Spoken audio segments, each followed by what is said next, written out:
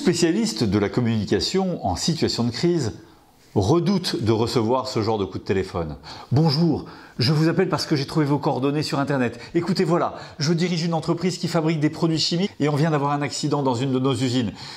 On me dit qu'il y a un blessé grave et des dégâts matériels. Il y a aussi des journalistes qui harcèlent notre standard et une équipe de télévision en route vers notre entreprise. Ah, j'oubliais, mon assistante vient de me dire qu'il fallait que je rappelle le préfet de toute urgence. Je ne vous cache pas que c'est la première fois qu'on est confronté à ce genre de situation et on n'est pas du tout, mais alors pas du tout préparé. Vous pouvez m'aider ? Pourquoi redouter un tel coup de fil ? Après tout, quelle aubaine d'avoir un client qui vous tombe tout cuit dans l'escarcelle, a fortiori dans une situation de faiblesse, voire dans un état de panique, sans avoir le temps de vous mettre en concurrence ou de discuter vos honoraires.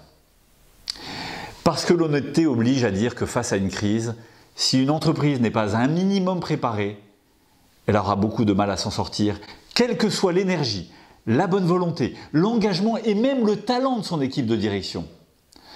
Le maître mot de la communication en situation de crise, c'est préparation. Les anglo-saxons ont coutume de dire « failing to plan, planning to fail ». C'est en temps de paix que l'on se prépare au combat. Ce n'est pas lorsque le ciel nous tombe sur la tête que l'on commence à se poser des questions fondamentales. Que dois-je faire? Et que dois-je dire? Avec qui? Avec quel porte-parole? Selon quel agenda? Et avec quels alliés? Qu'elles soient sociales, techniques, sociétales, institutionnelles, réputationnelles. Les crises sont de plus en plus difficiles à maîtriser à l'heure de la lessiveuse digitale. Une véritable préparation s'impose.